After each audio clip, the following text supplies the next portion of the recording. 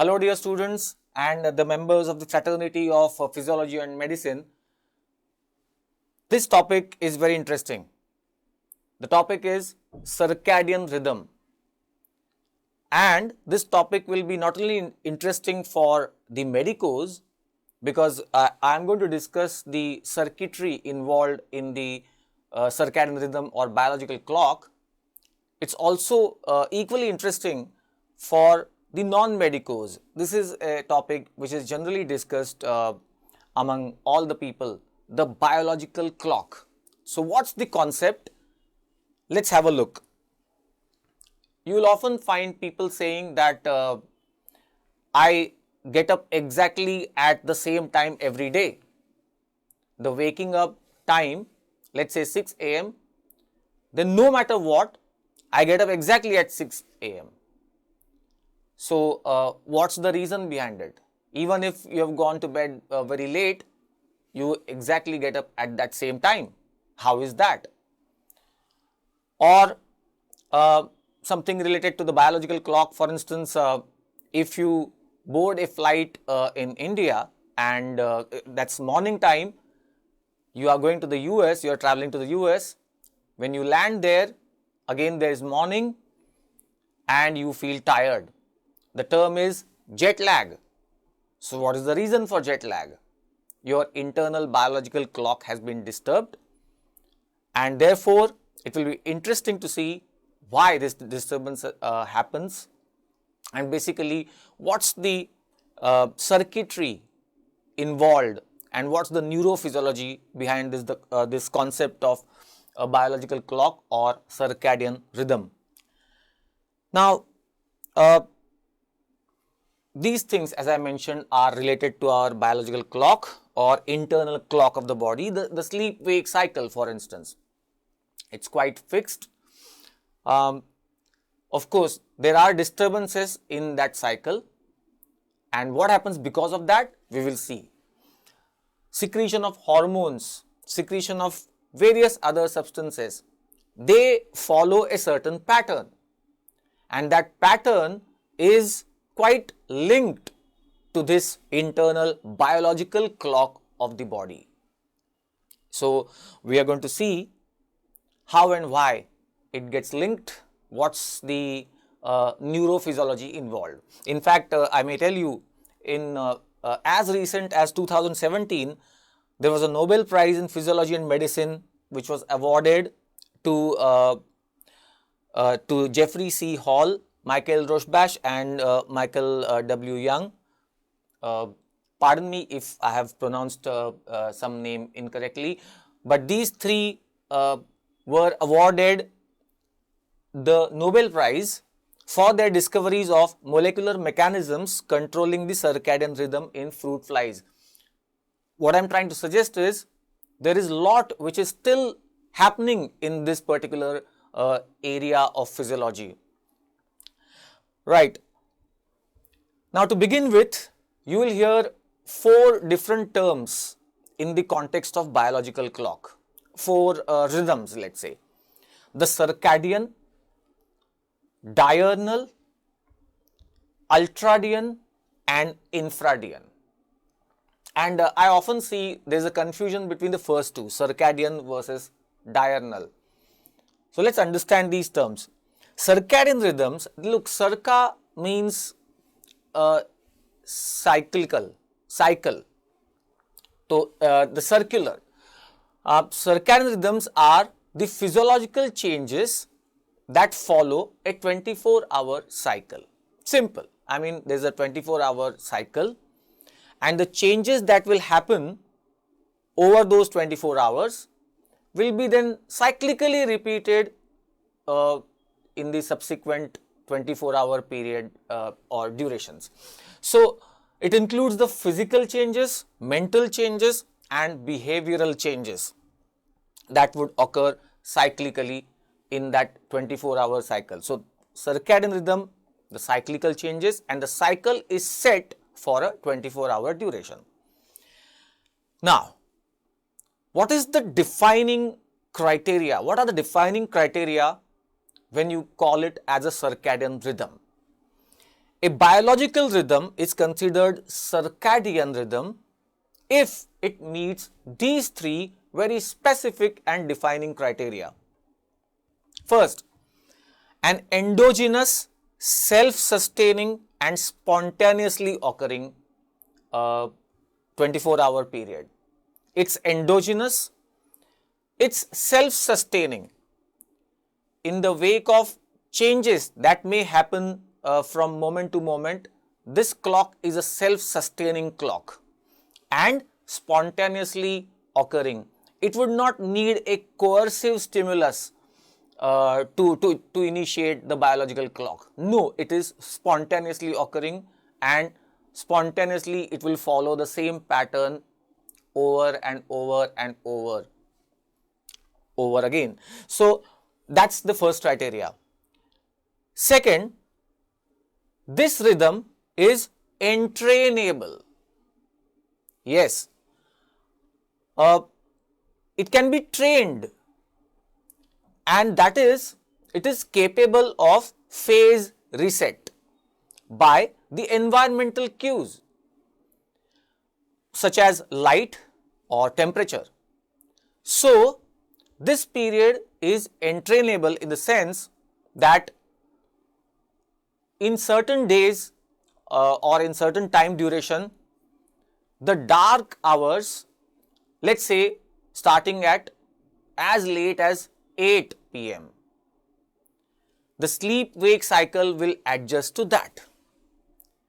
And at other times or at other place, let's say at 6 p.m. in the evening, there is complete darkness, then the sleep-wake cycle will adjust to that. So it is an entrainable rhythm. It gets trained. It gets trained by the environmental cues, and it can be reset according to those cues. So, I mean, it may so happen that a person is used to go to the bed at let's say 11 o'clock in the night, when evening and darkness starts by 7. But if the person is shifted to some other place where at 5 p.m. itself there is darkness, then going to bed and falling asleep time will also get advanced. So, there is a phase reset in that sense in the circadian rhythm. And the third defining criteria is exhibiting temperature compensation. That is, now please try to understand, the second criteria and the third one are sounding little contradictory, but they are not. So listen to this part carefully. Exhibiting temperature compensation, that is, this endogenous period of oscillation as in changes in the secretion of certain hormones, for example, is relatively insensitive to temperature. Now here I am mostly talking about the body temperature. The second criteria was about the environmental cues, but the third criteria is mainly about the body temperature. I'll give you the example. Let's say if the body temperature rises, what will happen? The enzymatic reactions in the body will get accelerated. The increase in temperature will accelerate the enzymatic reactions. Now, if synthesis and secretion of steroids depends on the enzymes and their actions, then this accelerated enzymatic reaction might have disturbed the secretion of steroids which follows a certain circadian rhythm. But that does not happen. That's the third point. It exhibits temperature compensation. It compensates for such changes in temperature that might accelerate or decelerate, slow down the enzyme reactions, and it will still maintain its pattern, which is a self-sustainable pattern occurring over 24 hours. So these are the three defining criteria for the circadian rhythm. Now in chronobiology, there are the other two terms or three terms which I mentioned. An ultradian rhythm is a recurrent period or a cycle repeated throughout a 24-hour duration. I mean, circadian rhythm means a cycle over 24 hours and then it repeats over the next 24 hour durations. Ultradian rhythm would mean that it's happening in a pulsatile fashion.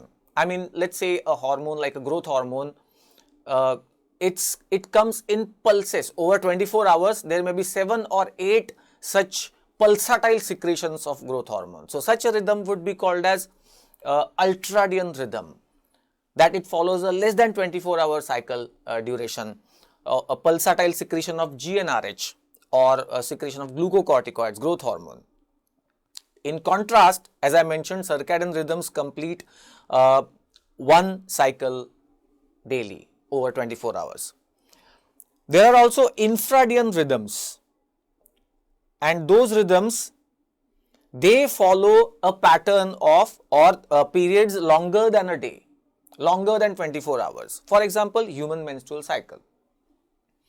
So, these were the two terms, less than 24-hour cycle and greater than 24-hour cycle.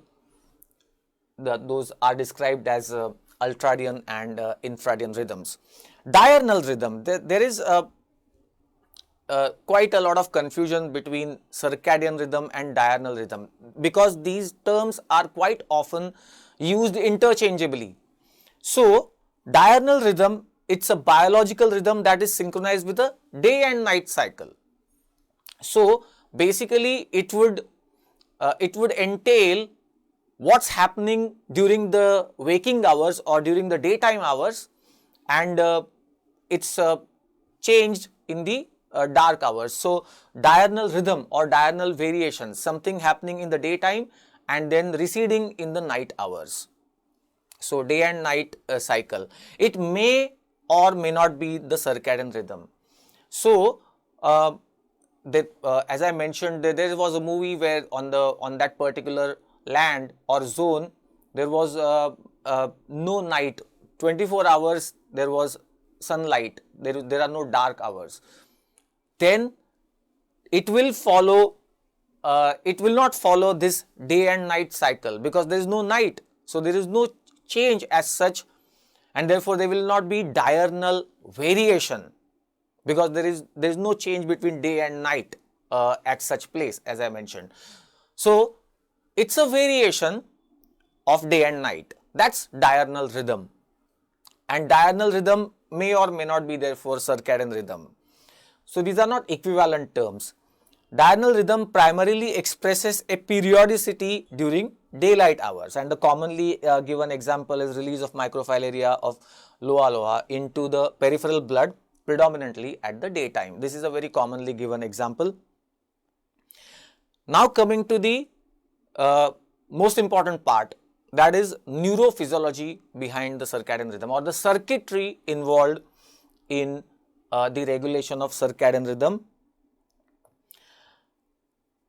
Basically, how this rhythm is maintained, it all starts with the vision. We see the day and night, the light and the dark hours. We see those. So, that's a visual input basically. And then from the retina, as we have this input about the day and night, visual input, there is a retino-hypothalamic tract. So, from the retina, the fibers are sent to the hypothalamus, and to be more precise, the suprachiasmatic nucleus of hypothalamus. So, the signals are sent into the hypothalamus, and therefore, it is said that, as I use the word, the rhythm can be entrained, the circadian rhythm can be entrained. It is entrained in the hypothalamus. This rhythm is entrained in the hypothalamus, suprachiasmatic nucleus of hypothalamus. Now, from here, the fibers are sent to the superior cervical ganglion, and from the superior cervical ganglion, the postganglionic sympathetic fibers reach the pineal gland. Yes, I'm sure you must have been waiting when I mention the pineal gland. Here is the mention of the pineal gland, which secretes melatonin. So, pineal gland, also called as epiphysis cerebri or third eye, pineal gland secretes melatonin. So, please understand that the pineal gland has the cells which are called as pinealocytes. They synthesize and secrete melatonin from serotonin, but this secretion is under the control of postganglionic sympathetic nerve fibers. These are adrenergic nerve fibers, or rather they would release norepinephrine. So, this is the circuitry. So, we see it's a daytime or a night time. The visual input is sent to the suprachiasmatic nucleus of hypothalamus, and therefore suprachiasmatic nucleus of hypothalamus is said to be the link between the external environment and the body's biological clock. And from there the signals are sent to the sympathetic ganglion and eventually to the pineal gland. So, the melatonin secretion, its secretion synthesis and secretion would increase in the darkness, in the dark hours. So, melatonin levels increase, and then melatonin will circulate in the body and will tell each organ and tissue that it's a night time. I mean, how is it that our internal organs and tissues get to know that it's a night time? It's this pathway or the circuit involved. Right. So, let me just summarize: retina, retinal-hypothalamic tract going to the suprachiasmatic nucleus of the hypothalamus, and the fibers going to the superior cervical ganglion. From there, postganglionic neurons reaching the pineal gland. Melatonin synthesis by the pineal gland. The pinealocytes synthesize melatonin from serotonin, as I mentioned, and during night time the secretion increases, daytime the secretion recedes. That is how the body will get to know about the daytime and night time, and that's how the clock is set. Now, the rhythm gets disturbed if the sleep-wake cycle is disturbed, or if there are changes in our working patterns. You know, let's take an example of steroids. Morning 5 a.m. to 6 a.m. the steroid levels are highest. By the way, you will also have experienced this. Many of you may have experienced that morning time when you get up, you feel angry for some time. Well, that has been attributed to the high steroid levels in the body, the corticosteroids. So, 5 a.m. to 6 a.m.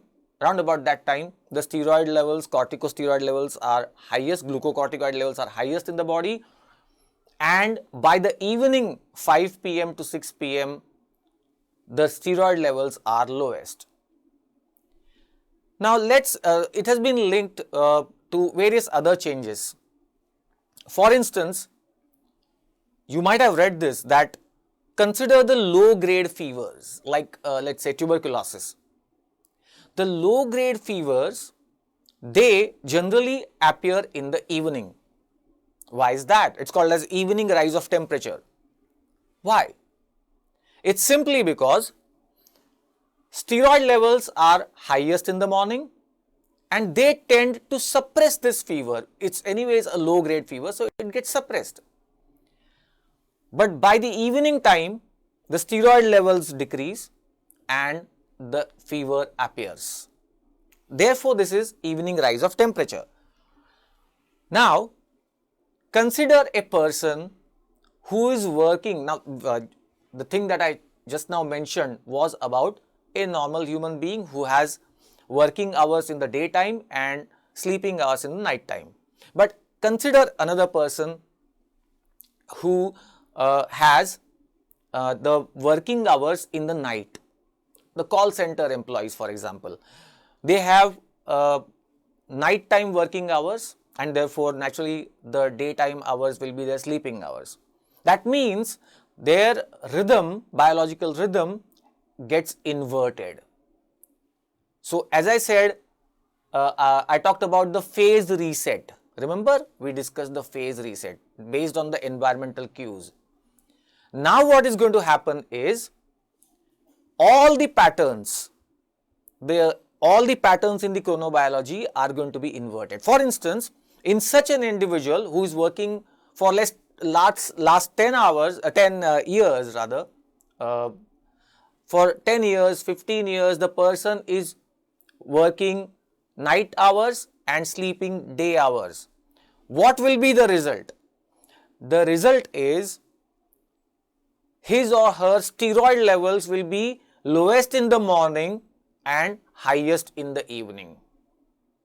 Yes, exactly opposite to that in the normal working hours persons. That in the morning hours the steroid levels will be lowest in this individual and highest in the evening. So this individual, for instance, a call center employee, and his routine has been disturbed for many years or altered for many years, I would say, the person then will have a morning rise of temperature rather than the evening rise of temperature. Understood? Because as I mentioned, steroid levels are high, morning temperature is suppressed in case of low grade fevers. Now this individual, steroid levels are low in the morning and high in the evening. So this person will have morning rise of temperature instead of evening rise. So you know, this is what happens when there is a phase reset and changes in the circadian rhythm. If the sleep-wake cycle is disturbed, this rhythm will be disturbed. And or if a person crosses multiple time zones in a very short period, as I mentioned, a person from boarding in India and landing in US, and a very quick time the time zones have been changed, this is going to disturb the circadian rhythm, and therefore the consequence of such a disturbance is the jet lag. We may have, all of you have heard this term, the jet lag, occurring because of this disturbance in the biological clock, and it is treated with melatonin. Melatonin is the treatment for jet lag. What happens is there is extreme tiredness, lack of concentrating ability, poor concentration, and fatigability. So these are the symptoms of jet lag, and they can be treated with melatonin. So melatonin is an important player in this maintenance of the circadian rhythm, and as I mentioned, how the melatonin secretion increases or decreases based on the visual input about the environment. Many times students ask me this question, whether it's solely dependent on the visual input. I mean, by now even you must have started asking this question, whether circadian rhythm is present in visually challenged people, visually impaired people, visually challenged people who cannot see the day and night time. Is circadian rhythm present in such individuals? Well, the answer is yes, it may be present, and it's based mainly on the environmental temperature cues. Two important cues that the body is taking to set the circadian rhythm. One is light, and it's very important, I mean most important one. But if that's not there, like as I said in the visually challenged people, then temperature, I mean the daytime having high temperature and night time having low, I'm talking about the ambient temperature, not the body temperature. I'm talking about the environmental temperature. So higher temperature during the day and lower temperature during the night time, that may be felt by the skin receptors and signals might be sent to the hypothalamus, and that might entrain the suprachiasmatic nucleus of hypothalamus to have a certain biological clock. So it may be present even in blind or visually challenged people. So that was a short topic on circadian rhythm. Many more topics will come from neurophysiology in the subsequent lectures.